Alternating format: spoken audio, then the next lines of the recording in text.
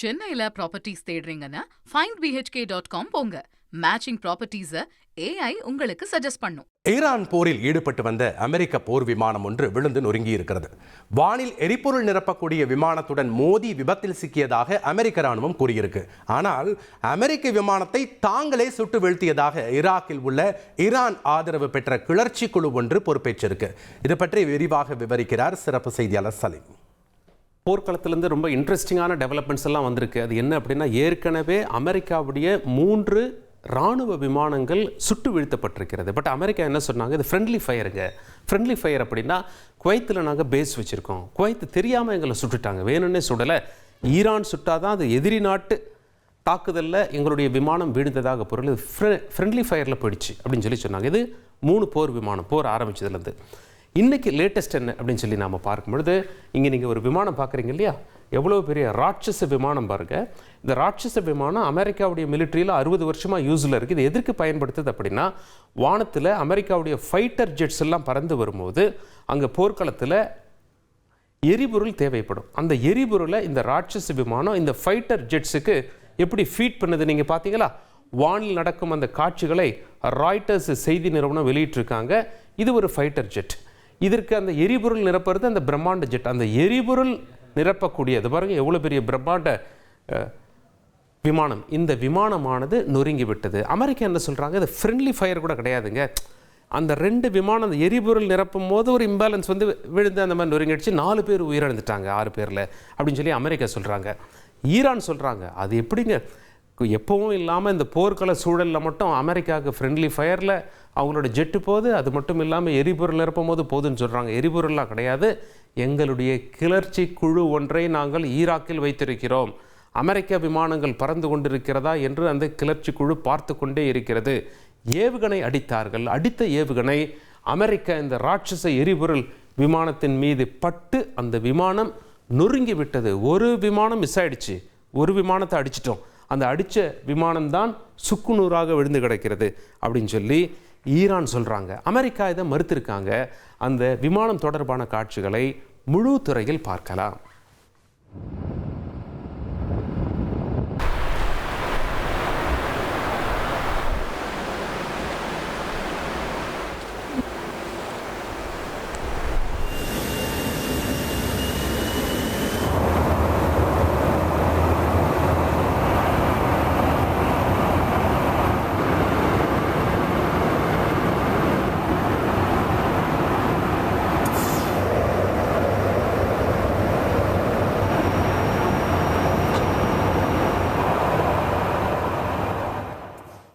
அந்த 2 விமானத்தில் நீங்கள் காட்சியில் பார்த்தீங்கன்னா மொத்தம் 6 பேர் இருந்தாங்க. பைலட், கோ பைலட், அப்புறம் அந்த எரிபொருள் நிரப்பும் பணி செய்யும் ஒருவர். இந்த விமானத்தில் 3 பேர், அந்த விமானத்தில் 3 பேர், அதில் மொத்தம் 4 பேர் உயிரிழந்து விட்டதாக தகவல் வெளியாகிருக்கிறது. ஏற்கனவே அமெரிக்காவை சேர்ந்த வீரர்கள் 8 பேர் உயிரிழந்திருக்கிறார்கள். இந்த போர் தொடர்பாக இப்போது 4 பேர், மொத்தம் 12 வீரர்கள் உயிரிழந்திருக்காங்க.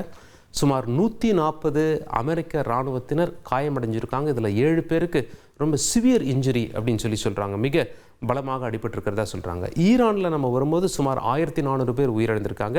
இஸ்ரேலில் சுமார் 15 பேர் உயிரிழந்திருக்காங்க. ஈரானில் புதிய சுப்ரீம் லீடரை தேர்வு பண்ணியிருக்காங்க இல்லையா? இன்று புதிய சுப்ரீம் லீடருக்கு ஆதரவாக அமெரிக்காவையும் இஸ்ரேலையும் எதிர்த்து ஈரானுடைய புதிய தலைவருக்கு ஆதரவாக அந்த மக்கள் தெருக்கல்ல ஊர்வலமாக வந்தார்கள். அந்த காட்சிகளை பார்க்கலாம்.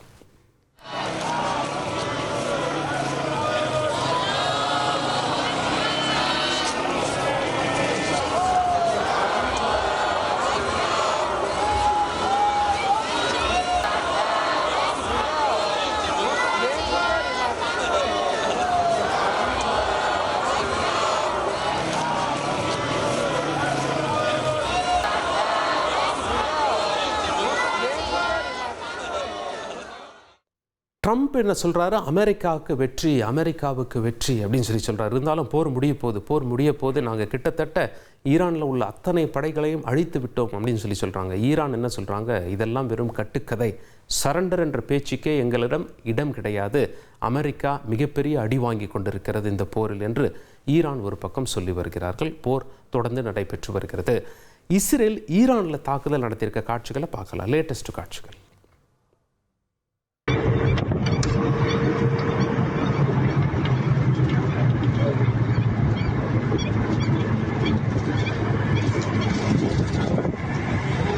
سواهم تتن سواهم تتن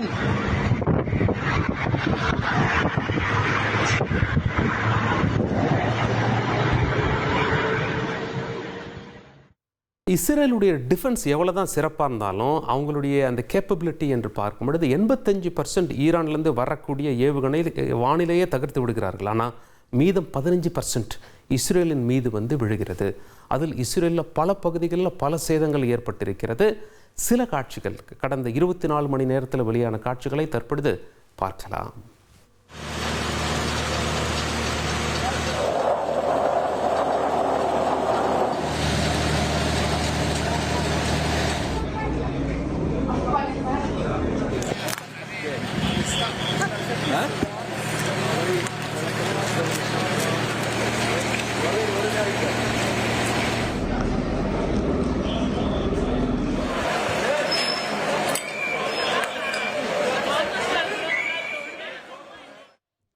அமெரிக்காவும் இஸ்ரேலும் ஈரானை தாக்க, ஈரான் பதிலுக்கு திருப்பி தாக்க, சேதம் என்பது 3 நாடுகளுக்குமே இருக்கிறது. ஈரானில் கடுமையான சேதம், அமெரிக்க இராணுவ வீரர்களும் உயிரிழந்திருக்காங்க 12 பேர், இஸ்ரேலில் 15 பேர் உயிரிழந்திருக்காங்க.